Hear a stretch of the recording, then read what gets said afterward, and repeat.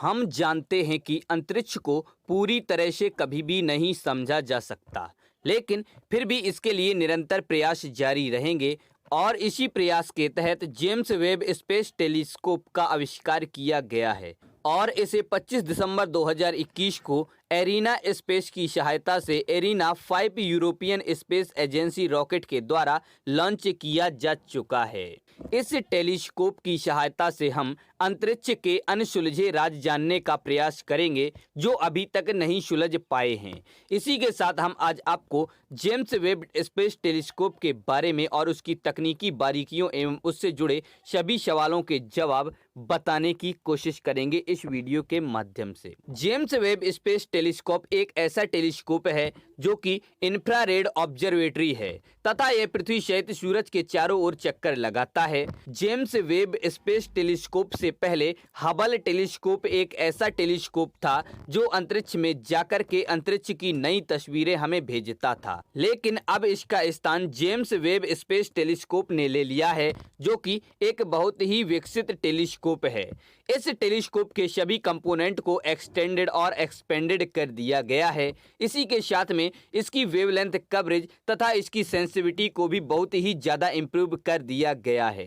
आज के समय इस ब्रह्मांड में बहुत सारी गैलेक्सी घूम रही हैं, लेकिन इस जेम्स वेब स्पेस टेलीस्कोप की सहायता से हम बिग बैंग के बाद में पैदा हुई पहली गैलेक्सी के बारे में पता कर पाएंगे तथा वर्तमान में रह करके हम भूतकाल में घटी घटनाओं और भूतकाल में बने विभिन्न प्रकार के ग्रहों और तारों के बारे में पूरी जानकारी और उनकी तस्वीरें भी ले पाएंगे। यह एक प्रकार से टाइम ट्रेवल जैसा होगा। इसका नाम नासा के दूसरे appointed administrator James Edwin web के नाम से मिला है। उन्हें 14 फरवरी 1961 को नासा का एडमिनिस्ट्रेटर बनाया गया था। जेम्स वेब स्पेस टेलीस्कोप को नेक्स्ट जनरेशन स्पेस टेलीस्कोप ही कहा जाता है और 25 दिसंबर 2021 को इसने हबल टेलीस्कोप को सक्सीड कर लिया था तथा इन्हीं के नेतृत्व में अपोलो के बहुत सारे प्रोग्राम कंडक्ट किए गए थे और उन्हें सफलता भी मिली थी। इसी के लिए उन्हें सम्मानित करते हुए इस नेक्स्ट जनरेशन स्पेस टेलीस्कोप को जेम्स वेब स्पेस टेलीस्कोप का नाम दिया गया है। यह टेलीस्कोप बनने का काम सन 1996 में शुरू हो गया था और इसका तकरीबन 90% काम 2002 तक पूरा भी हो गया था। इसे उस समय नेक्स्ट जनरेशन स्पेस टेलीस्कोप के नाम से भी जाना जाता था, लेकिन कुछ तकनीकी कारणों की वजह से इसे बनते बनते 2007 तक समय लग गया। इसे सन 2007 में लॉन्च किए जाने की बात रखी गई। इस समय इसकी कुल लागत $500 मिलियन की थी, लेकिन जब तक इसे प्रक्षेपित किया गया तब इसको बनाने में $10 बिलियन का खर्चा हो गया। लेकिन यूएस कांग्रेस की धमकी के कारण इसके प्रक्षेपण के काल में बढ़ोतरी करी गई और इसके बाद अन्य उत्पन्न तकनीकी कारणों के कारण इसके समापन में 2016 तक का समय लगा, लेकिन इसके लॉन्च का समय 25 दिसंबर 2021 रहा। इसके प्रक्षेपण के 27 मिनट बाद ही टेलीस्कोप को रॉकेट से अलग कर दिया गया। नासा ने इस प्रक्रिया को फ्लॉलेस बताया था। जेम्स वेब स्पेस टेलीस्कोप को पृथ्वी से L2 बिंदु तक भेजा जाएगा, यानी कि यह पृथ्वी से 1,50,00,000 किलोमीटर दूर भेजा गया है। L2 बिंदु पर जाकर यह पृथ्वी के चारों ओर चक्कर लगाते हुए सूरज का चक्कर लगाएगा। पृथ्वी से L2 बिंदु की दूरी पृथ्वी से सूरज की दूरी का 1% है। जेम्स वेब टेलीस्कोप का मुख्य मिरर 6.5 मीटर की डायमीटर का है। 25 मीटर स्क्वायर का क्लियर एपरेचर इसके प्राइमरी मिरर को दिया गया है। जेम्स वेब स्पेस टेलीस्कोप के प्राइमरी मिरर को बोरिलियम से बनाया गया है जो कि गोल्ड कवर के द्वारा ढका हुआ है, यानी कि गोल्ड कोटेड है। मात्र इसके पहले और मुख्य मिरर का वजन 705 किलोग्राम का है। तकरीबन 20 किलो का इसका केवल एक पार्शियल मिरर है और 40 किलो का इसका एक प्राइमरी मिरर का सेगमेंट है, तो इसमें 18 प्राइमरी मिरर के सेगमेंट हैं।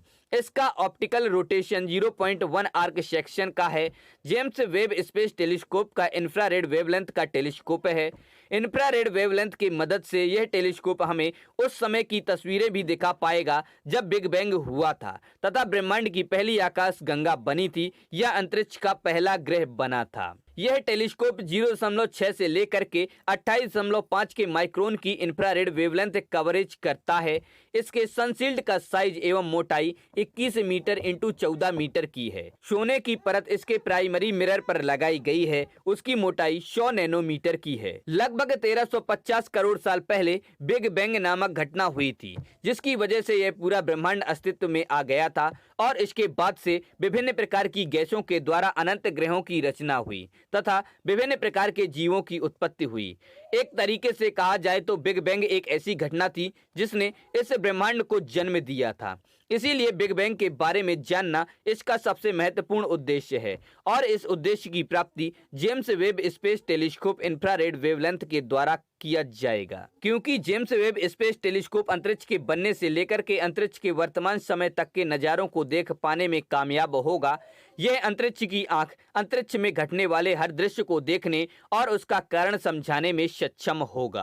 तो दोस्तों, आप लोगों को ये वीडियो कैसा लगा? पसंद आया हो तो इसे लाइक करें और अपने दोस्तों के साथ शेयर करें। हमारे चैनल पर पहली बार आए हैं तो हमारे चैनल फैक्ट्स क्रिएटर जी को सब्सक्राइब करें और बेल आइकन भी दबा दें।